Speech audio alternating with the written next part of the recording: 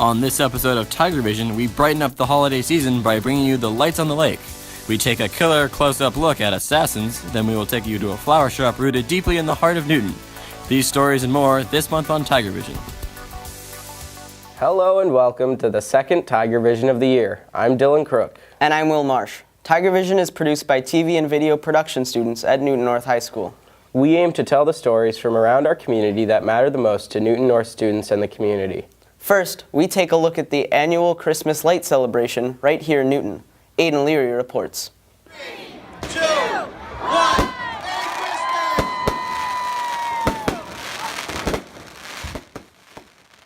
For decades, the Nonantum Christmas Party Association has hosted a Christmas tree lighting at Coletti Magni Park on the first Sunday of December. For many families, it's become a Christmas tradition to come here every year to see the tree lighting. This year, they had over 2,000 people. I think our characters are all getting in place. Oh, what a beautiful sight. So jump in bed and cover your eyes.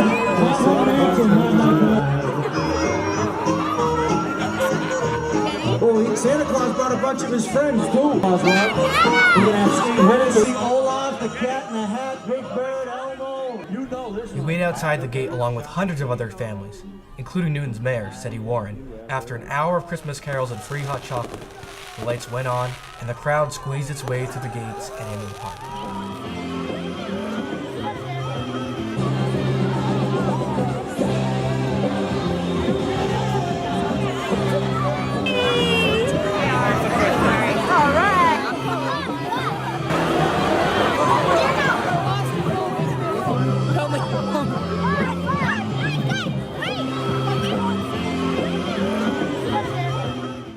I spoke with Anthony Pellegrini, who volunteers his time to put up the lights. His father started the tradition of the tree lighting decades ago. Yes, Anthony Fats Pellegrini Jr. He started it with the American Legion, the Post 50, Italian American Post 50, Sons of Italy, and all the guys got together and they had a big Christmas party. In the 30s and the 40s, they used to put the lights out in the street. And then in the 50s, during the Korean War, they asked permission to put it in the lights into the park to honor the veterans, the World War II and Korean veterans. This park is actually a World War I commemorative park. There's a stone over there. Talks about the Italian community donating the stone. We're part of the Nonantum Christmas Party Association.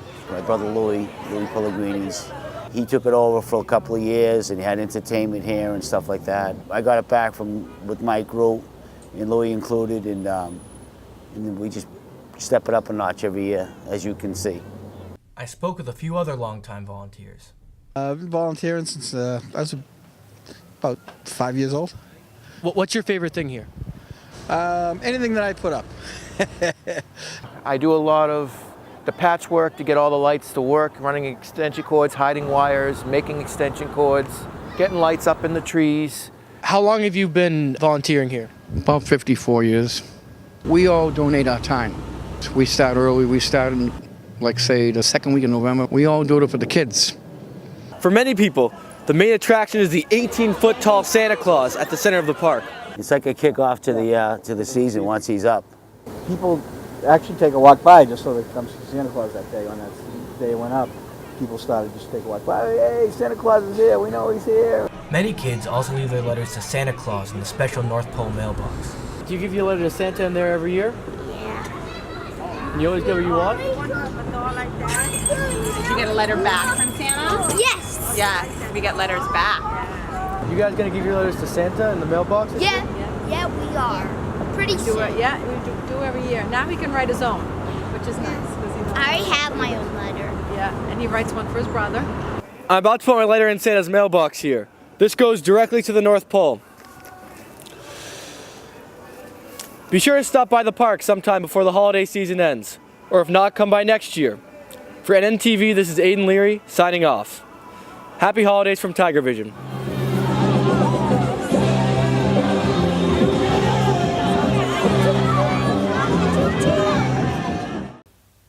Thanks, Aiden.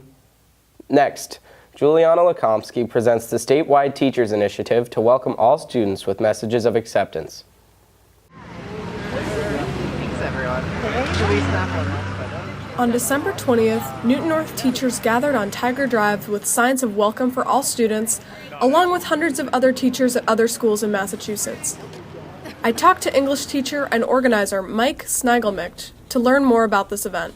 So, after the election, a teacher, I forget in what community it was, maybe Malden, decided that after what's been a pretty divisive year by most accounts, it would be nice to have an activity where the community kind of comes together and teachers get together to sort of send out a message of welcoming and acceptance to their students, particularly maybe those groups that are feeling more vulnerable right now.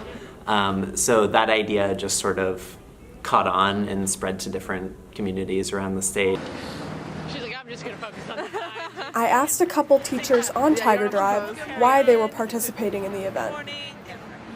Well, my fellow NTA members made me aware of this action that all of the teachers in Massachusetts are participating in today, and I thought that it's a great way for Newton to show support for our students here and all across the state. Just to make sure that our students know that no matter who they are, where they come from, what they believe, that we're here to support them no matter what.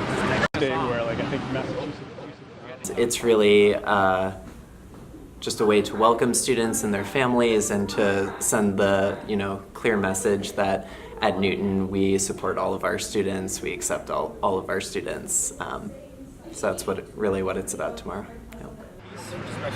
Reporting for Newton North TV, this is Juliana Lekomsky. Thanks, Juliana. Next up, Evyatar Gershon takes a look inside this year's Theater Inc. Little musical, John Weidman's Assassins.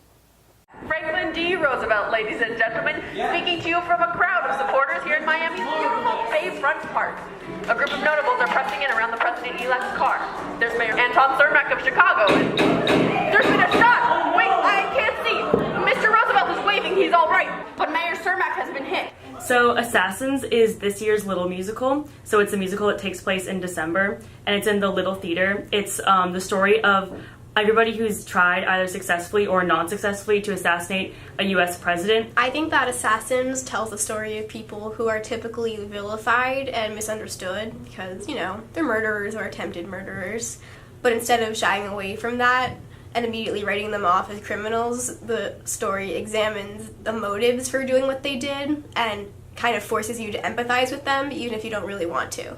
Assassins is about the American dream and how it relates or doesn't relate to everyone who's within the country. My name's Gabby Avellino, and I play the proprietor who acts as one of the two narrators throughout the show. My character is sort of a darker interpretation of a narrator, and I'm really the one that encourages all the assassins to go through with their plans. Just one. I'm Jonathan Champion, and I play John Wilkes Booth, the assassin who assassinated President Lincoln. How he sort of fits into the show, this gang, he is almost their leader. He was the first successful presidential assassin, And in this show, that idea is sort of taken to the next level, that all the other assassins sort of follow in his footsteps. He's the one pushing them to their goal. He's the one getting them to their position where they're ready to snap, and he pushes them in the right direction, or in the right direction, according to Booth, to attempting to assassinate a president. Have you considered shooting Franklin Roosevelt? You think that'll help? Yeah, it couldn't hurt. I play Giuseppe Zangara. Zangara is an Italian immigrant who moved to America in his 20s, and he was a worker until he had to quit due to belly pains that he started experiencing. And these belly pains caused a delusion within him that the government is responsible for this, leading him to try to assassinate FDR. The police have somebody in custody, an immigrant, Giuseppe Zangara. Considering the past year of the election cycle that we've gone through, and how so many different emotions and feelings and different viewpoints have emerged, I think it's a really good piece to help us discuss a lot of different things.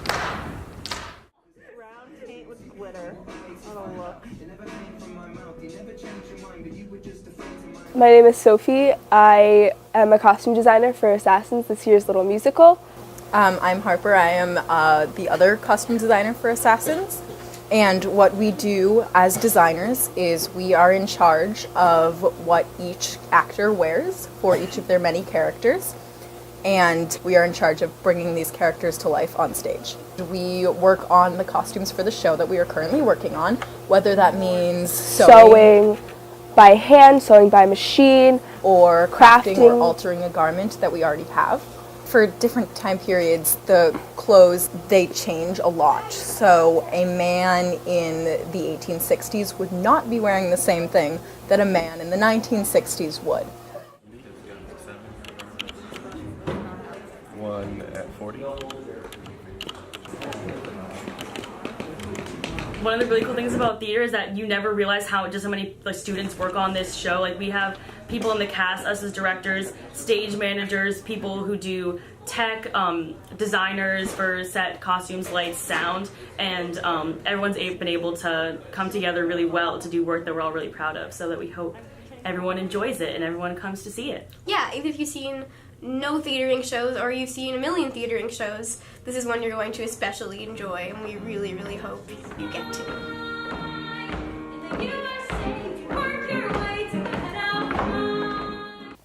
Thanks, Evie. If you missed the show, look out for our next Theatering promo for Fiddler on the Roof. Next up, Ben Feldman takes us to a local landmark in business, Ken's Flower Cafe, where they've been selling flowers, pumpkins, and Christmas trees since 1977. Ken's Flower Cafe has been the pinnacle of family-owned flower shops since they first opened doors in the 70s.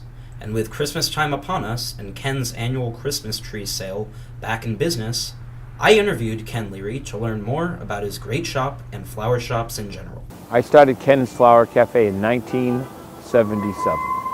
The quality of our product is bought fresh daily. The Christmas trees are cut fresh the weekend before Thanksgiving.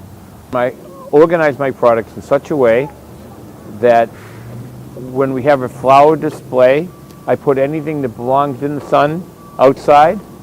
For example, fuchsia plants and different types of assorted summer plants. Anything that doesn't belong in the sun, I'll either keep under this awning or inside. The prices vary between flowers from carnations at $1, roses at $2, which are our biggest seller, $2 each and $19.95 a dozen. Bouquets that range from $9.95 to $19.95, and then on holidays we'll make bigger designs and bigger vase arrangements and bigger arrangements because there's more demand for a bigger product, larger. Ken's hard work has definitely paid off. Ken's Flower Cafe has become a community hotspot in Newton and has many devoted customers coming back while garnering new ones. I interviewed one of these devoted customers to get an outside opinion on Ken's Flower Cafe. I have been a customer here for well over 15 years. I would say I'm here I shop here every year for a Christmas tree and a wreath, and I would say at least 10 or more times a year coming here to pick up flowers. Even with his overwhelmingly enthusiastic customers, Ken Leary is still hoping to keep his shop a family business. It's been a family business since it started in 1977. My wife Andrea, as we started to date and we went out for 10 years, she worked here when she got out of college. She's a head designer. She makes all the creative decisions, and we work together as a team. My children are involved now. My oldest son, Aiden, is involved selling Christmas trees and with seasonal help. My impact on the community, I hope, is a local florist, a local friend, someone they can come down and buy flowers from, buy plants from, buy their Christmas tree from, but also just say hi. Bring their dog by. We have dog biscuits that we give out to dogs as they come by. And just stop, chat, and be part of the community. We hope Ken's Flower Cafe continues to thrive in the future and wish only the best for Ken Leary. From NNTV, this is Ben Feldman signing off. Thanks, Ben. Here at TV and Video Production, Major 2 and 3 create a majority of the content seen on the show. But our Major 1 classes are also working hard to create pieces. Laura Schwartz, from Major 1, documents a fellow classmate with an affinity for writing. For Maddie Alexander Latta, a sophomore at Newton North, writing is an exciting and creative output that is an integral part of her life. But it wasn't always as easy for her as it is now. Well, I started writing in kindergarten, and from kindergarten through 2nd grade, I couldn't really write at all or read very well. So if you look at some of my writing from back then, you'll see like backwards B's, backwards D's, and I had a really great kindergarten teacher who would actually go through some of my stories in my writing and who would translate them into, the English language. Her literacy and writing skills were helped along by her teachers in school. I was in a special reading class in the 2nd grade where me and 3 other girls who were way behind in reading just learned to read all day. And these challenges changed Maddie's relationship with writing. I worked really hard to go past them, and by working so hard to get past those challenges, I was writing basically every day in my special class and kindergarten just to get over what I couldn't do. I think that being so bad at writing earlier might be what later, 3rd through 5th grade, really made me continue writing. So I would say it kind of formed a habit of constantly writing and constantly trying to improve my writing and reading skills. So Maddie and I talked about what she does today to maintain those writing skills. One of the things I do that really helps me maintain my writing skill is the fact that I'm taking a creative writing class in school. It gives me a justification for doing what I love, which is writing. So I decided to catch up with Maddie's creative writing teacher, Miss Young. So we have about 21 students in creative writing, grades 10, 11, and 12. It's an elective. There is time devoted to writing, to creative writing in this class. And not only is there time devoted to it, but there's you have a community of writers working with you. You want to get better at writing, same way that you get better at tennis or golf or music is by practice, practice, practice, practice. If it's so hard, then why do people like Maddie keep writing? Writing outlasts us all, much like art outlasts us all. So when we, sounds a little morbid, so when we all leave this place, if we've written something down, it outlives you. And I think about it as an art form, really. Overall, writing can be hard, but Maddie has suggestions for other young writers in similar places. Write what you love. Write about what you love. Write about a topic that you feel like will never bore you. I would say don't feel worried that your writing might not be professional or, complicated, complex, meaningful enough to everybody, because your writing has meaning to you, and that's all that matters. Although creative writing is riddled with challenges, Maddie has managed to surpass them and excel at the art. And hopefully, she'll keep putting pen to paper. For NNTV, this is Laura Schwartz signing off. Thanks, Laura. Lastly, with the holiday season coming to a close, Eric Heyer-Fogelberg reports on what gifts Newton North students and faculty are wishing for.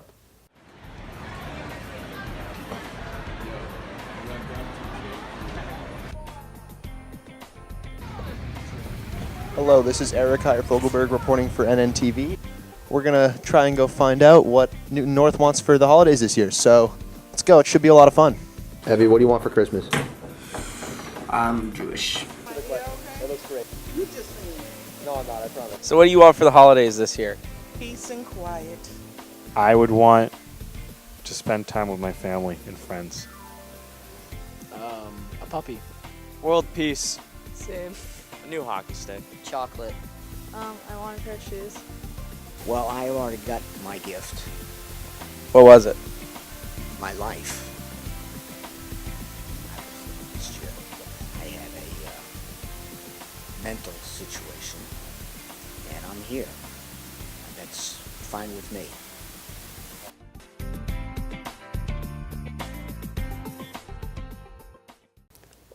Thanks, Eric. Stories are everywhere, and they need to be told. So if you have a story idea for us, go to newtonnorthtv@gmail.com and send us some feedback. Or hit us up on Facebook, Twitter, or Instagram. We'd love to hear from you. Well, that wraps up our second edition of Tiger Vision for the year. Thanks for watching, happy holidays, and we'll see you soon.